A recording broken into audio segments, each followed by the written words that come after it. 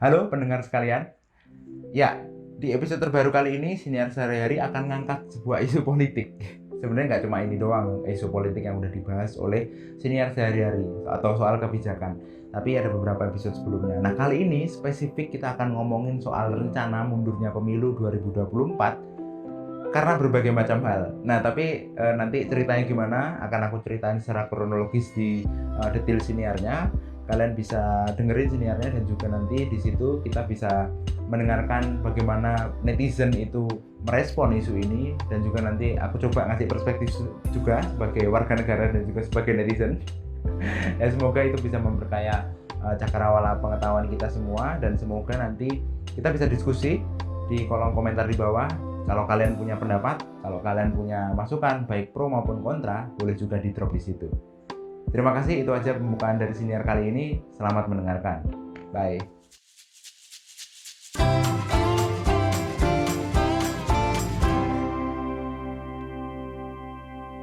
Cek.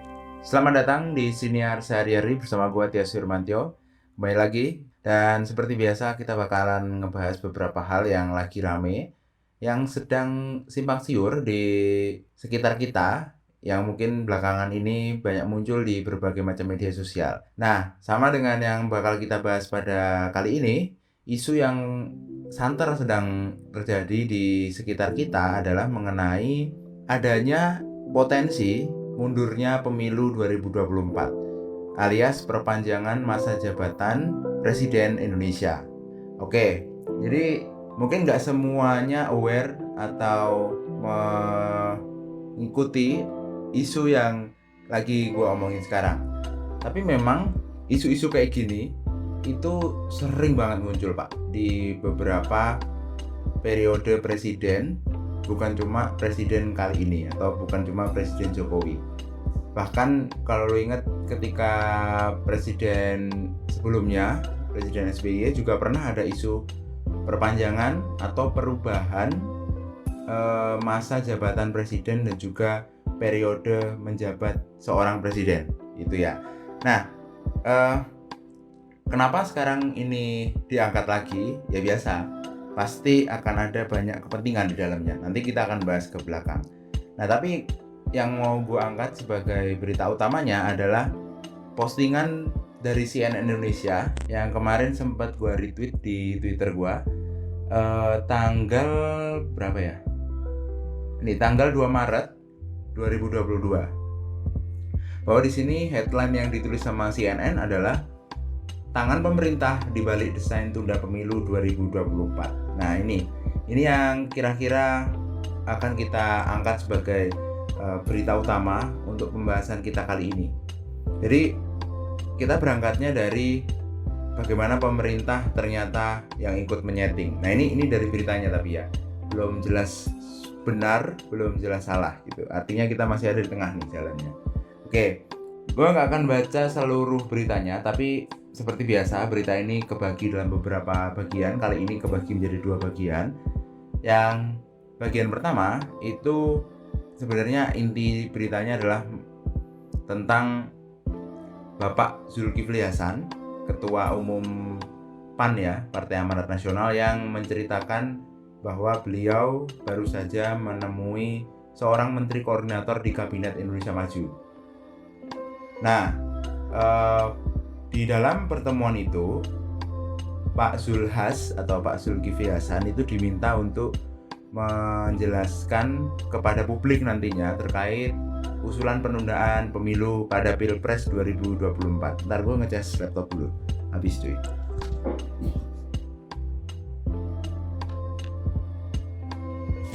Oke, nice. Kita lanjut ya.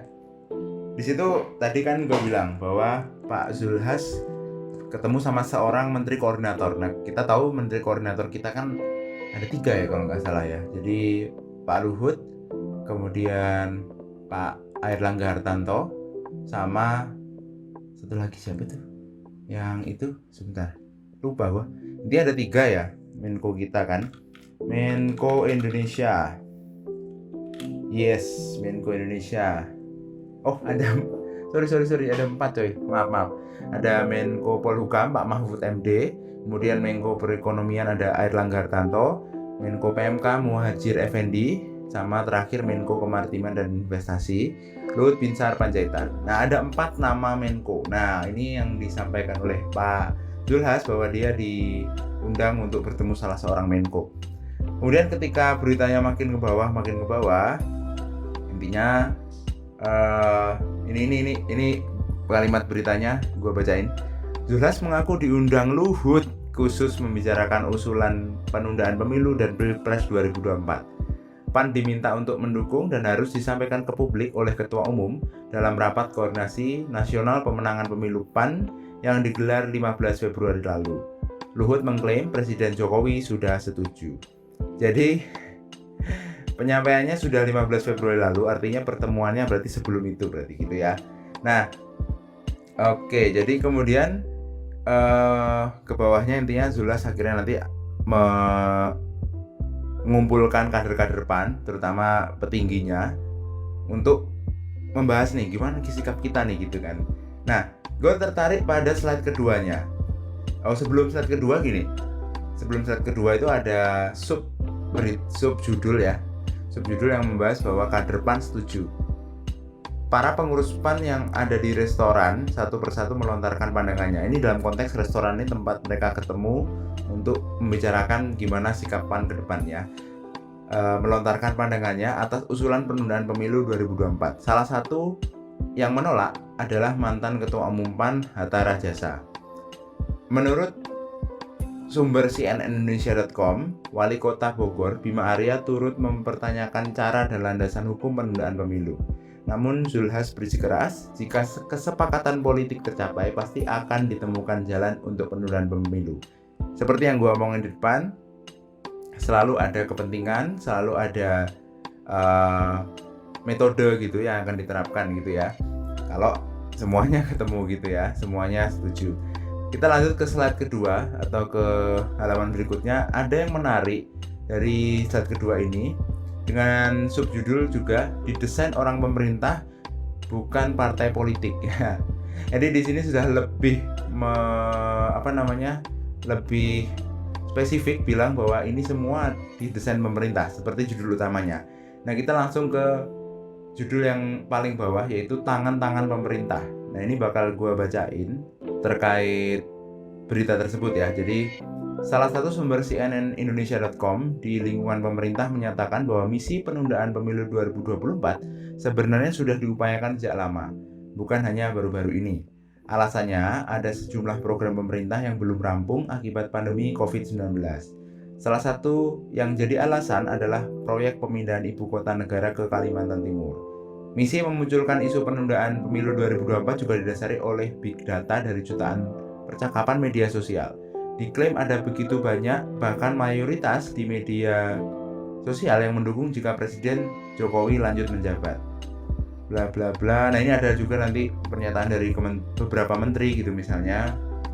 Nah, lalu dilanjut Ketua Umum PKB Muhaimin Iskandar, Ketua Umum PAN Zulkifli Hasan, dan serta Ketua Umum Golkar Airlangga Hartarto. Menurut sumber cnnindonesia.com, hulu dari semua arahan kepada partai politik bersumber pada Menko Marinvest Luhut Binsar Panjaitan. Oke, jadi ternyata secara garis besar memang gimana ya? Memang tadi yang di depan kita udah bilang, Menko yang dimaksud adalah Luhut Binsar Panjaitan. Tapi kalau lu baca lagi ke bawah bahwa juru bicaranya Luhut itu bilang, oh enggak kayak gitu, ngumpulnya sama partai-partai itu cuma kumpul-kumpul biasa gitu lah ya, itu katanya. Nah, terus ada juga klaim bahwa Jokowi sudah setuju gitu ya soal isu ini. Nah, itu berita utama yang bakal kita angkat. Nanti kita akan lengkapi dengan berbagai macam berita-berita sekunder yang udah gue kumpulin buat kita jadiin bahasan kita pada kali ini. Nah, di sini memang riuh dan riak isunya ini udah makin ramai dan mulai terekskalasi ya, mulai naik awareness-nya, walaupun memang belum sebanyak yang gue tahu, memang belum sebanyak itu, cuma memang mulai naik. Beberapa LSM udah mulai bersuara, beberapa kelompok-kelompok udah mulai ngomong, kelompok buruh pun udah mulai ngomong katanya negara lain khawatir sama Perang Dunia Ketiga, kita khawatir sama periode ketiga. Iya. Oke. Nah, yang jelas yang mau gue sampaikan bahwa pasti di dalam isu ini ada pihak yang diuntungkan dan pasti ada yang dirugikan, gitu ya. Itu pasti. Jadi kita harus sepakati bersama dulu itu. Karena gue yakin memang pasti ada yang diuntungkan sih. Nah, lalu kemudian kita mau ngomongin beberapa hal nih Pak di sini. Jadi pertama, histori munculnya isu ini, gitu ya. Kemudian nanti kita juga bahas banyak juga yang pro ternyata dan juga banyak juga yang kontra, jelas. Kemudian setelah kita tahu itu semua, lu dan gue sebenarnya boleh memberikan opini, dan kali ini gue mau jelasin opini gue, gimana sikap gue dan gimana pandangan gue soal hari ini. Nah, yang pertama kita akan coba bahas soal kira-kira historinya gimana sih kok bisa muncul ide atau gagasan ini gitu ya. Soal sebenarnya bukan soal presiden 3 periode sih, tapi mundurnya pemilu sehingga memperpanjang masa jabatan presiden. Sebenarnya kalau boleh dibilang, mulainya isu ini tuh muncul pada semester 1 2021. Mulai diangkat ya, mulai meletek lah gitu oleh relawan Jokowi Prabowo. Dalam hal ini itu dipimpin salah satu eksekutif dari Indobarometer, salah satu lembaga survei gitulah. Nah, di situ mengklaim bahwa masyarakat akan menjadi satu kalau dua tokoh politik ini disatukan gitu. Ya kita ingat kan ya 2014, 2019 Indonesia itu pasti dan selalu terpecah menjadi setidaknya dua kelompok besar gitu. Ketika melakukan pemilihan presiden memang gimana ya? Itu adalah kodrat kayaknya. Jadi kalau lagi ngidolain seseorang atau menganggap satu orang lebih benar daripada orang lain, akhirnya akan jadi partisi gitu, kepecah tuh dua orang, menganggap yang sisi sana dan sisi situ ya. Jadi sisi A dan sisi B itu pasti akan saling bertolak belakang dan saling melawan. Akhirnya ada ide untuk menyatukan dua sisi supaya nggak ada perpecahan itu atau nggak ada pembelahan dua kelompok masyarakat itu, dan harapannya harmonis gitu kali ya. Ya memang itu logis, tapi yang perlu kita ingat bahwa setiap pemilihan umum atau setiap, bahkan bukan pemilihan umum doang, setiap kegiatan politik itu pasti akan memunculkan sosok-sosok baru yang kira-kira potensial maupun yang kira-kira nggak potensial banget, yang penting rame gitu ya. Ya contohnya kemarin salah satunya Giring Niji misalnya ya kan, atau Giring dari PSI yang pengen nyalon jadi presiden, diangkat sama PSI, tiba-tiba mengundurkan diri, walaupun memang kayaknya mereka nggak niat ngajuin sih gitu ya. Jadi kalau asumsi dari relawan Jokowi Prabowo seperti itu, kayaknya gue bisa berasumsi atau berargumen itu sebenarnya nggak masuk juga gitu, karena pasti akan ada muncul tokoh-tokoh lain yang mengajak masyarakat berpolar kepada mereka gitu. Nah kemudian dengan munculnya isu tadi, mulai kapan tuh tadi 2021 ya, semester 1 itu gimana sebenarnya pemerintah itu merespon gitu ya. Nah respon resmi pertama itu sebenarnya muncul dari Presiden Jokowi sendiri pada sekitar Desember 2019. Nah lalu kalau mau lihat ada rekapnya dari postingannya Najwa Shihab ya, kira-kira Presiden Jokowi itu bilang bahwa ketika ada orang yang menyatakan bahwa presiden bisa diperpanjang masa jabatannya, yang pertama mereka ini pasti pengen menampar wajah saya gitu. Kemudian mereka pengen cari muka gitu ya. Yang ketiga ingin menjerumuskan saya gitu. Nah itu juga diangkat oleh salah satu petinggi dari MUI. Jadi jangan sampai kita menjerumuskan Jokowi gitu.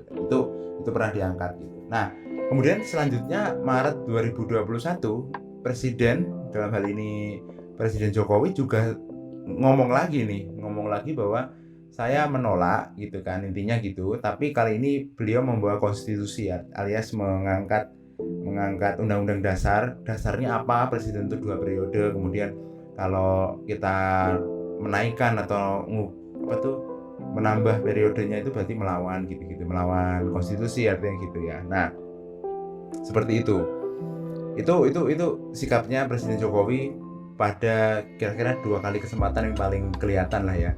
Nggak tahu kalau di slide itu ada beliau pernah ngomong, cuma yang gue tahu ada 2 itu. Nah lalu kemudian isu ini ternyata setelah seperti itu, setelah ada pernyataan resmi dari presiden, ternyata nggak berhenti Pak, atau nggak tiba-tiba hilang gitu.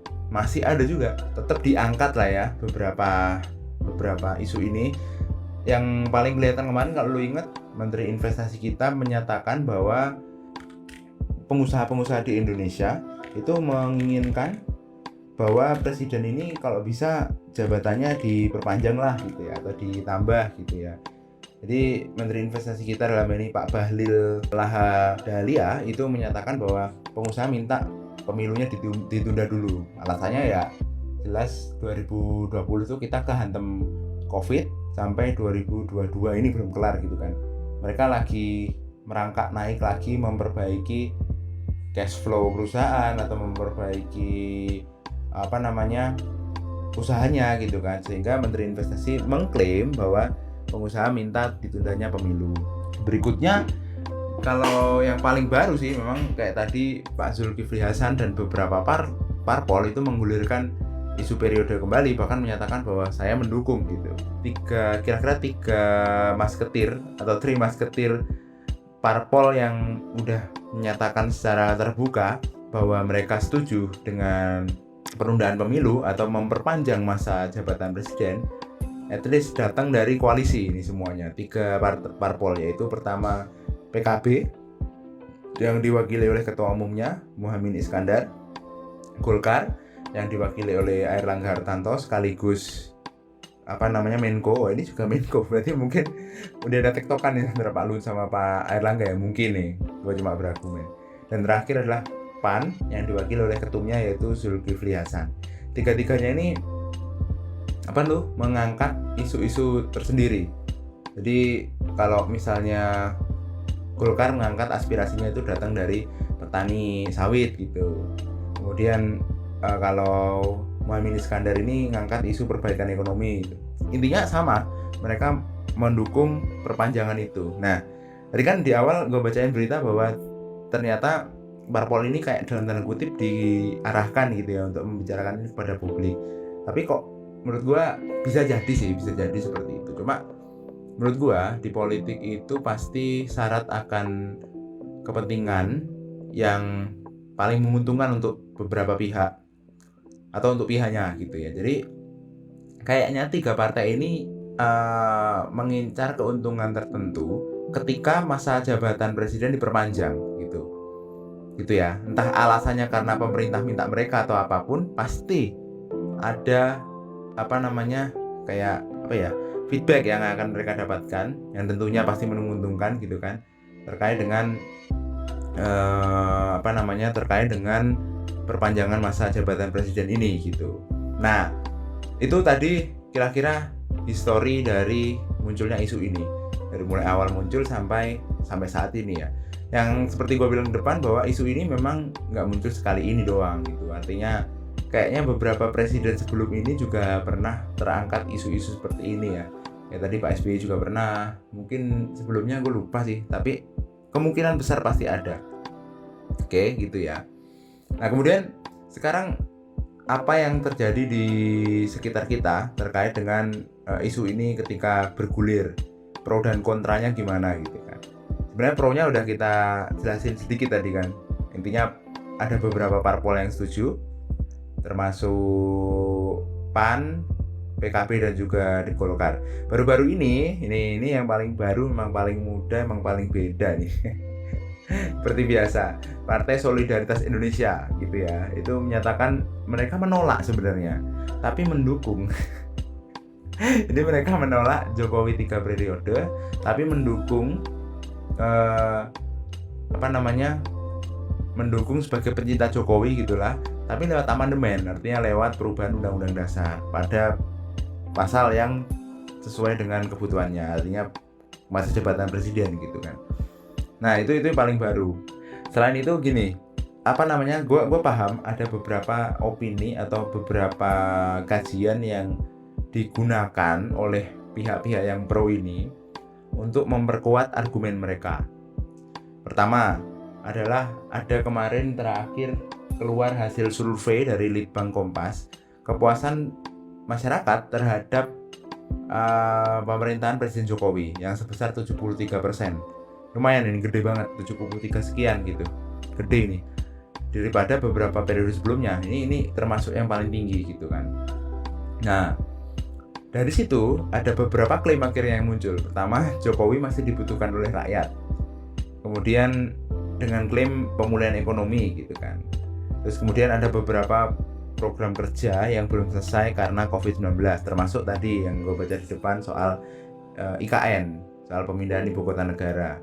Nah, selain itu ada juga yang ngangkat bahwa ketika masa jabatan presiden diperpanjang menjadi 3 tahun atau ditambah 3 tahun lah ya, itu dana pemilu yang harusnya digunakan tahun 2024 itu bisa dialokasikan kepada masyarakat di masa-masa yang sulit seperti ini.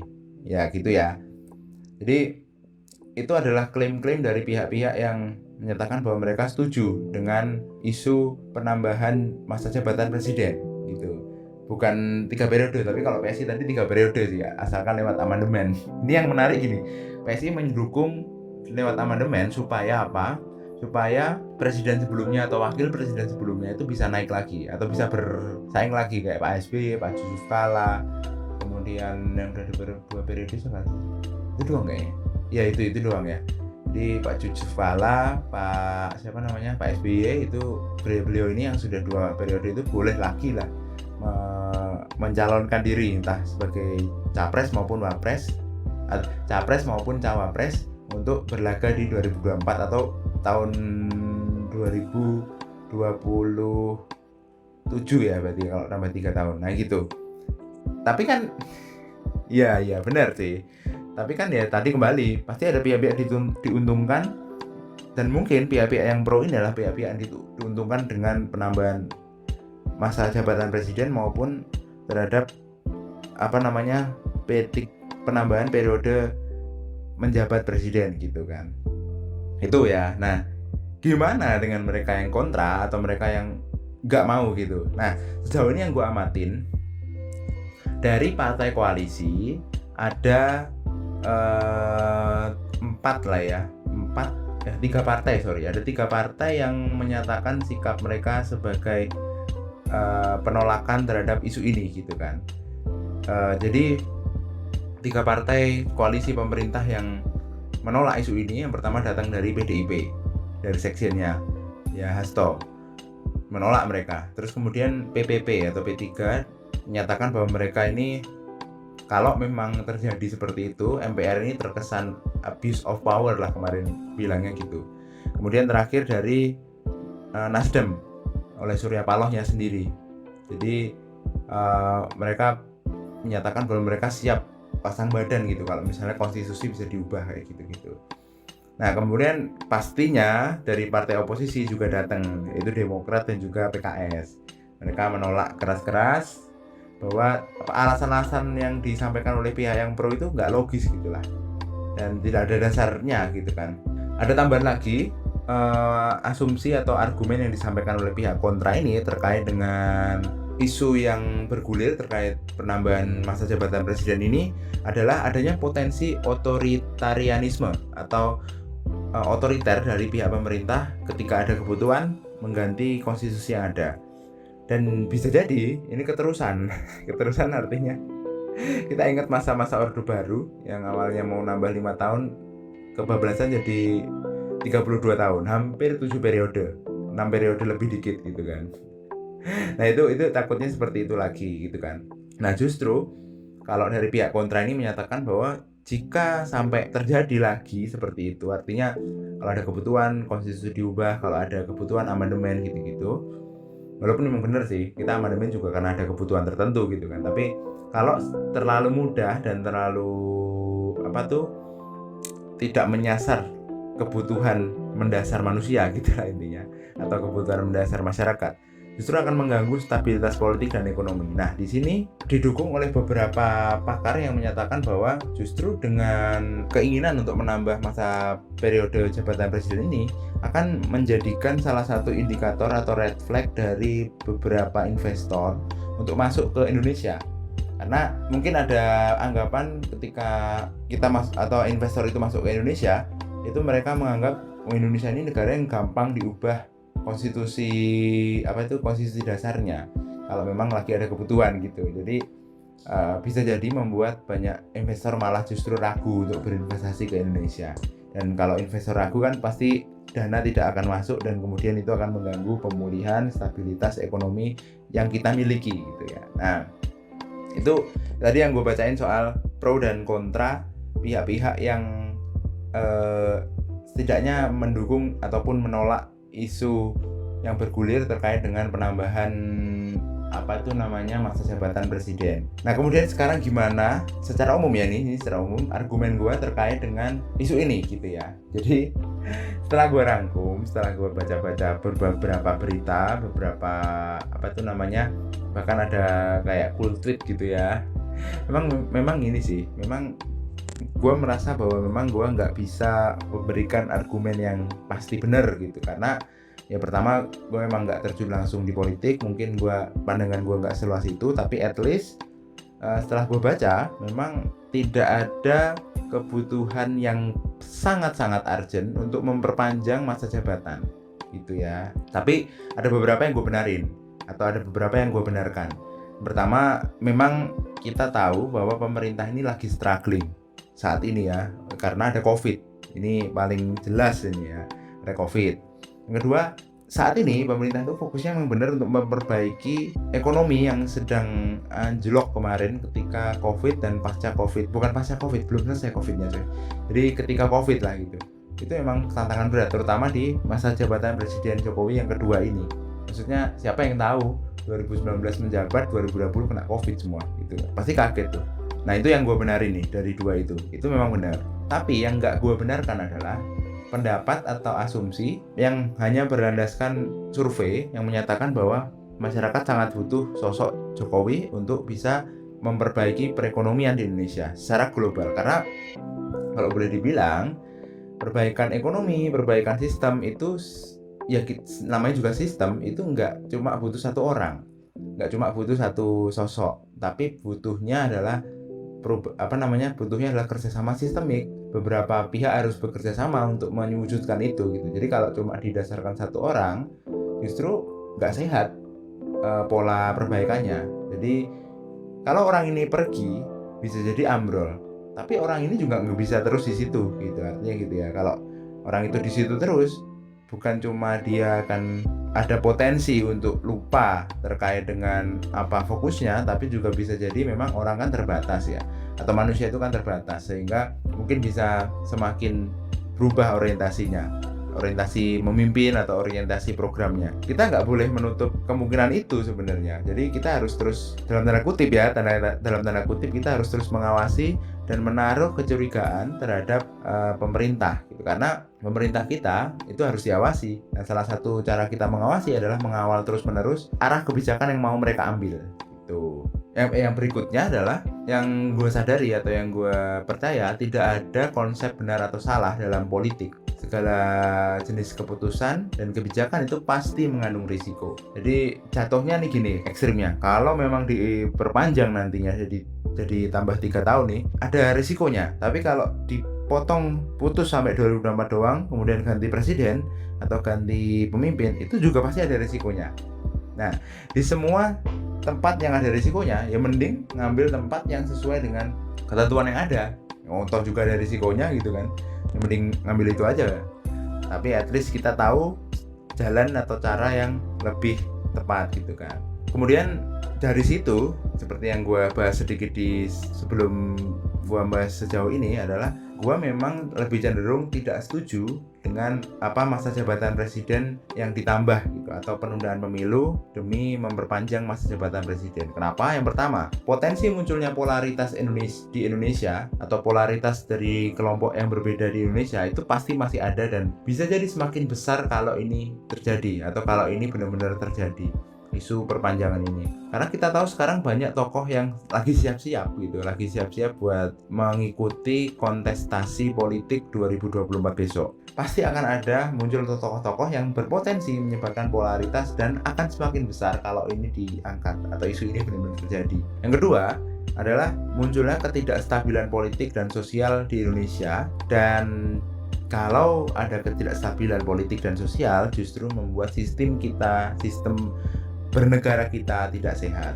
Terakhir, yang kenapa membuat gua nggak setuju adalah kita ini hidup kan berkelompok nih di Indonesia nih ya, diatur oleh sebuah kebijakan atau beberapa kebijakan yang merupakan produk hukum, yang dimana kebijakan itu mengatur bagaimana kita melakukan aktivitas kita di masyarakat sehari-hari. Kalau isu tersebut benar-benar terjadi atau isu perpanjangan jabatan presiden terjadi, trust issue kita terhadap kebijakan dan undang-undang dasar bahkan itu bisa jadi menurun, coy.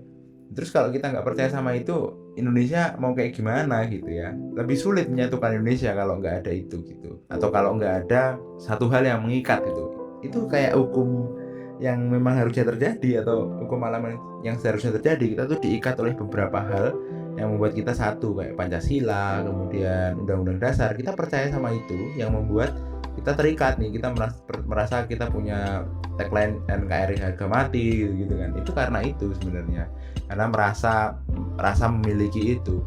Nah kalau udah nggak ada itu, atau itu gampang sekali diubah dan lain-lain karena isu atau karena urgensi kita butuh Jokowi gitu, itu justru akan menyulitkan kita nantinya untuk menyatukan Indonesia lagi. Udah polaritasnya nambah, nggak ada pengikat lagi, udah makin sulit bos gitu kan. Oke, jadi sebelum gua tutup, udah panjang nih lumayan, ternyata 30 menit lebih coy. Jadi politik itu menurut gua merupakan sebuah hal yang akan selalu ada di dalam di dalam kehidupan kita, karena politik kan sejatinya mengatur ya, atau alat untuk mengatur sesuatu. Mereka sebenarnya netral, politik itu netral, hanya siapa yang memainkan di dalamnya itu memang yang syarat akan kepentingan gitu kan. Dan semua pihak gue yakin akan merasa benar akan pendapatnya kayak gue sekarang. Gue bukan siapa-siapa cuy, jangan percaya gue gitu ya. Cuma gue merasa gue punya pendapat soal itu dan menurut gue nggak setuju gitu kan. Yang mau gue tekankan adalah kita perlu terus mengawasi pemerintah dan segala kebijakannya. Gimana sih mereka menjalankan komitmennya selama ini? Dan kalau lu punya suara atau lu punya keresahan gitu kayak gue sekarang gini, ngomong aja coy, ngomong asal dan analisa aja lah at least gitu kan. Analisa supaya apa? Siapa tahu suara kita itu bisa digunakan untuk memperingatkan sekitar atau menjadi bahan dialog gitu kan. Seperti itu mungkin pendapat gue untuk kali ini. Semoga kita bisa diskusi lagi nanti.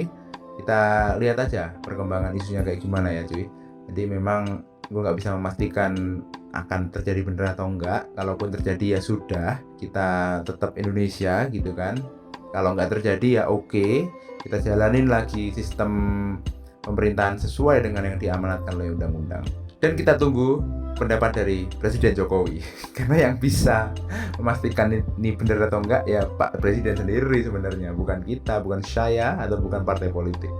Oke, gitu aja senior sehari-hari kali ini. Semoga apa yang lu dengerin bisa menjadi bahan diskusi dan kita diskusi bareng.